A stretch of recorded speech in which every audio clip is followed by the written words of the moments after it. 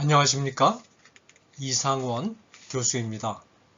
오늘은 사도행전 강의 8번째 시간 베드로의 설교에 대한 반응을 다루고 있는 2장 37절에서 41절 말씀을 함께 상고하도록 하겠습니다.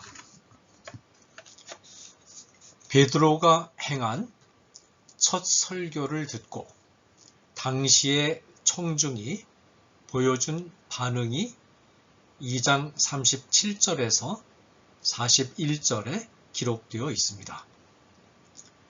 베드로가 행한 설교의 핵심은 베드로의 설교를 듣고 있는 청중이 성부 하나님이 보내신 구주 예수 그리스도를 십자가에 못 박아 죽였다는 것입니다. 그가 하나님께서 정하신 뜻과 미리 아신 대로 내준 바 되었거늘 너희가 법 없는 자들의 손을 빌려 못 박아 죽였으나 23절 그런즉 이스라엘 온 집은 확실히 알지니 너희가 십자가에 못 박은 이 예수를 하나님이 주와 그리스도가 되게 하셨느니라 하니라. 2장 36절 성부 하나님이 보내신 구주를 죽인 것이 사실이라면 이것은 심각한 죄가 됩니다. 평범한 인간 하나를 죽여도 살인죄가 적용되어 때로는 사형을 당하거나 종신형을 당하게 되는데 하나님을 죽였다면 그 죄의 비중이 어느 정도인가는 쉽게 짐작할 수 있습니다. 베드로의 비판에 대하여 청중이 보인 반응이 37절에 나타나 있습니다. 그들이 이 말을 듣고 마음에 찔려 베드로와 다른 사도들에게 물어 가로되 이르되 형제들아 우리가 어찌할꼬 하거늘 청중은 베드로의 비판을 듣고 마음의 찔림을 받습니다. 마음의 찔림을 받는 청중의 반응으로부터 우리는 두 가지 교훈을 받게 됩니다. 먼저 주목할 부분은 청중의 연대 책임 의식입니다. 베드로의 설교를 듣고 있는 대다수의 청중은 오순절을 지키기 위해 예루살렘에 모여든 세계 각지의 디아스포라 유대인들로서 예수님을 십자가에 못 박는 일에 직접 참여한 자들은 아닙니다. 그런데 이들을 향해서 베드로는 하나님을 십자가에 못 박아 죽였다는 엄청난 비판을 했습니다. 이 비판을 들은 청중은 반발을 할 수도 있습니다. 아니 왜 애꿎은 우리가 이런 비판을 받아야 하는가?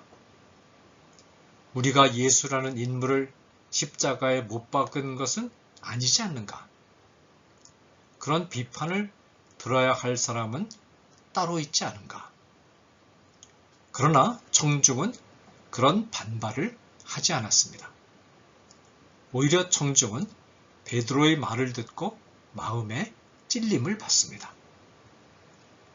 자신들이 죄악을 범한 것은 아니지만 동족 가운데 일부가 범한 죄악을 자기 자신도 같이 참여하여 같이 범한 죄악으로 생각하고 깊은 양심의 가책을 느끼는 것입니다.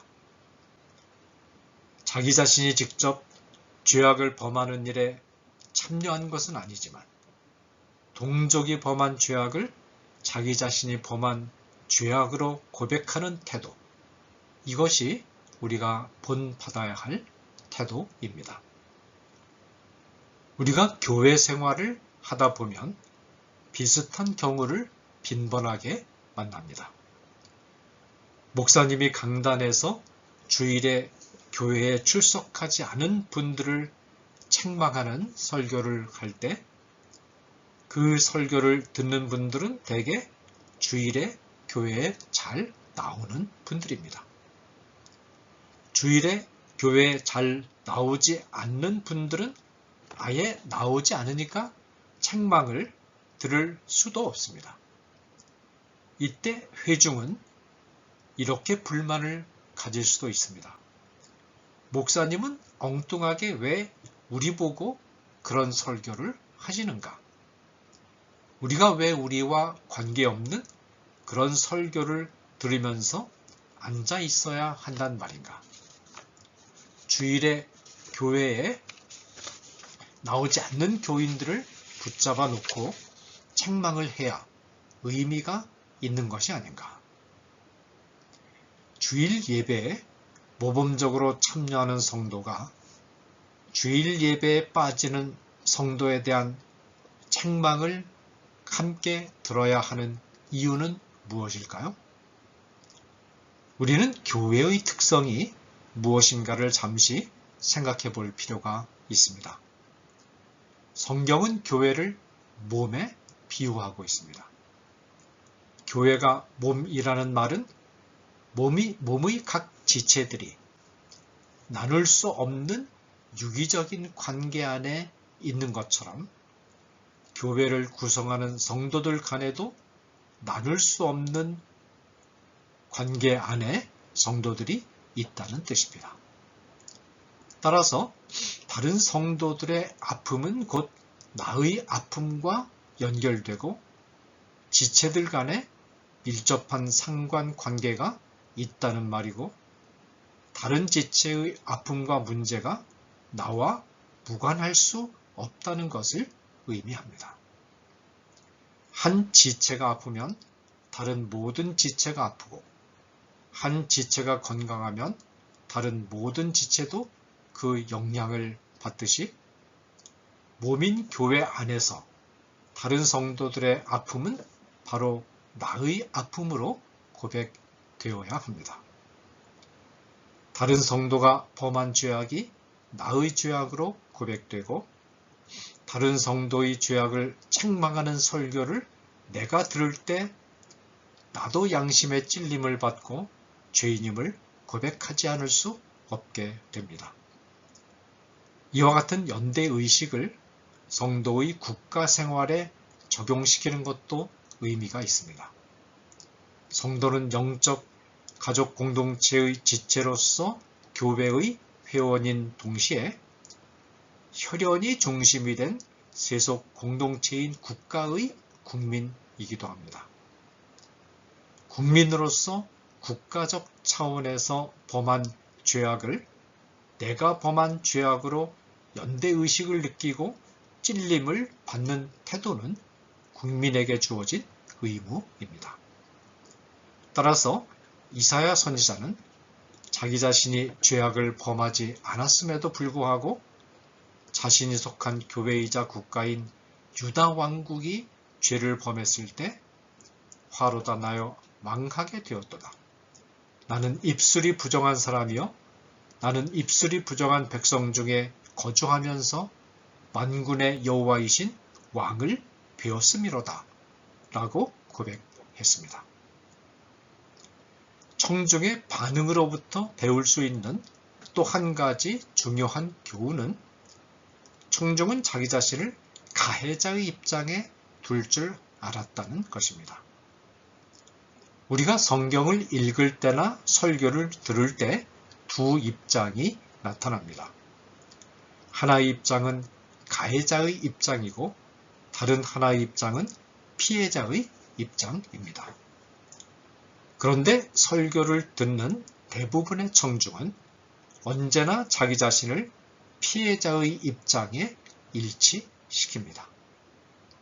그래서 자기가 어떤 사람으로부터 피해 당한 것을 열심히 찾아내고 가해자를 비판하는 하나님의 말씀을 자기를 위로하는 말씀으로 받아들입니다. 물론 때로는 우리가 정말로 피해자의 입장에 있을 때가 있습니다.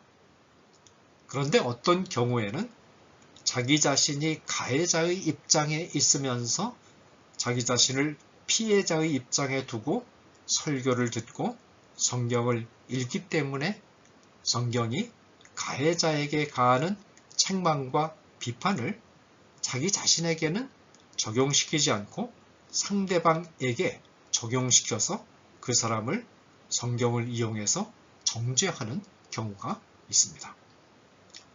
어느 교회에 시어머니와 며느리가 있었습니다.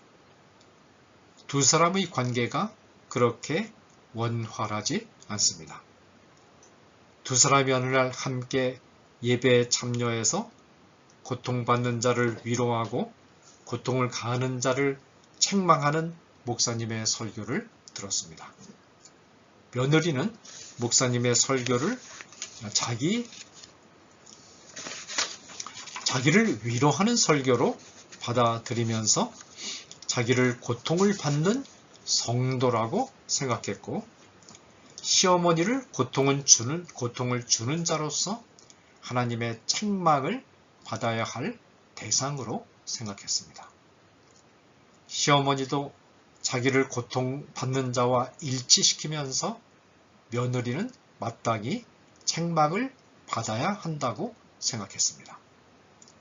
두 사람이 설교를 듣고 나서는 각각 상대방을 자기에게 고통을 주는 자요, 하나님의 책망을 받아야 할 자로 생각하게 되었고, 설교를 듣고 나서는 관계가 한층 더 악화되었습니다. 어떤 분이 고위 공직자들과 기업인들을 모아놓고 성경 공부를 인도하면서 부패한 기업인과 공직자를 비판하는 강의를 했는데, 그 가운데 한 사람이 일어나서 울분을 토하면서 그 강의에 동감을 표시하고 부패한 기업인과 공직자를 성토했다고 합니다.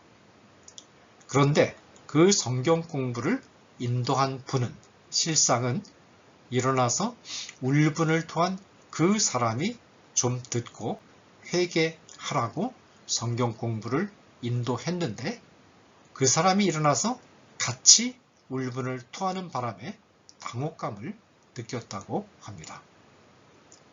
우리의 자아는 아주 영리하고 때로는 영악해서 모든 것을 자기에게 유리한 방향으로 해석하고 받아들이는데 매우 능숙합니다. 그 결과 설교를 들으면 자기는 의인으로서 고통받는 사람이요, 책망은 자기가 미워하는 상대방이 들어야 하는 것이 됩니다. 우리가 이런 교활한 자기중심주의를 넘어서서 과감하게 자기를 가해자의 입장에 두고 설교를 듣고 성경을 읽을 수 있게 될 때 우리는 진정한 회개가 어떤 것인지 알 수 있게 될 것이며, 우리 마음속에 자리 잡고 있는 악을 간파하고 하나님 앞에서 마음을 청결케 할 수 있는 길을 비로소 발견하게 될 것이며, 우리의 신앙이 비로소 성숙한 단계에 이를 수 있을 것입니다. 하나님이 보내신 하나님이시자 하나님의 아들이시며 구원의 주님을 죽인 행위는 어마어마하게 큰 죄악입니다.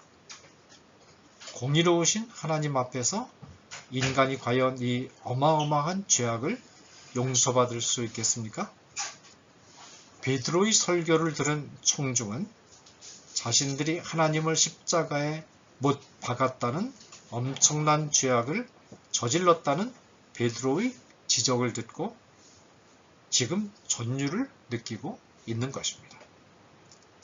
더욱이 유대 사회에서 하나님을 십자가에 못 박아 죽였다는 것은 그 악함을 말로 표현하기가 어려울 정도의 무서운 죄악입니다. 이런 공포를 느끼면서 청중들은 베드로에게 우리가 어찌할꼬? 라고 묻습니다. 이 절규는 그러면 우리는 이제 어떻게 해야만 이 엄청난 죄악으로부터 벗어날 수 있습니까? 라고 묻는 것입니다. 이 질문을 받고 베드로는 이렇게 대답합니다. 너희가 회개하여 각각 예수 그리스도의 이름으로 세례를 받고 죄 사함을 받으라. 그리하면 성령의 선물을 받으리. 38절. 베드로는 먼저 회개하라고 권면합니다. 회개는 자신이 죄악을 범했음을 솔직하게 인정하고 그것을 입을 열어서 하나님 앞에 고백하는 것입니다. 물론 회개하라는 말은 단순히 죄악을 고백하는 것을 넘어서서 생활에 있어서의 방향 전환까지도 의미하지만 본문의 문맥에서는 죄악을 고백하고 슬퍼하는 마음이 강조되고 있습니다. 회개하고 난 후에 해야 할 일은 예수 그리스도의 이름으로 세례를 받는 것입니다. 베드로는 예수께서 마음속에 주시는 성령 세례와 물 세례를 구별하지 않고 말합니다. 왜냐하면 진정한 마음으로 죄악을 고백하고 예수님을 구주로 영접하면서 물 세례를 받으면 의심할 여지 없이 죄사함이 주어지고 성령이 마음속에 거하기 때문입니다. 베드로의 설교를 들은 청중은 죄악을 고백하고 사도들로부터 세례를 받았습니다.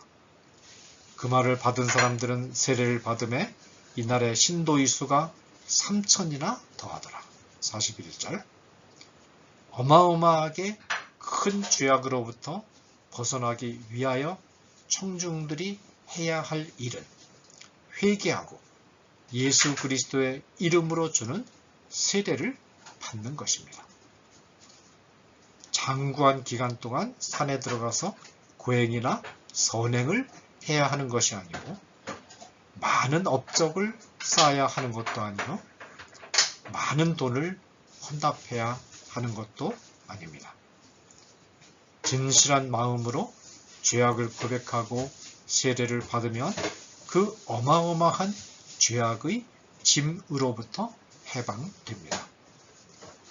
죄악의 심각성과 무게는 한없이 크고 깊은데 그 죄악으로부터 벗어나기 위하여 우리가 하나님 앞에서 해야 할 일이란 너무나도 쉽고 가볍습니다. 이는 내 멍에는 쉽고 내 짐은 가벼움이라 하시니라. 마태복음 11장 30절 말씀. 우리는 오직 하나님의 은혜로 구원을 받는 것입니다. 베드로는 이 은혜의 약속이 시간과 공간을 넘어서서 온 세상의 모든 사람들에게 주어진 보편적인 약속이라고 말합니다. 이 약속은 너희와 너희 자녀와 모든 먼 뎃사람 곧 우리 주 하나님이 얼마든지 부르시는 자들에게 하신 것이라 하고 39절.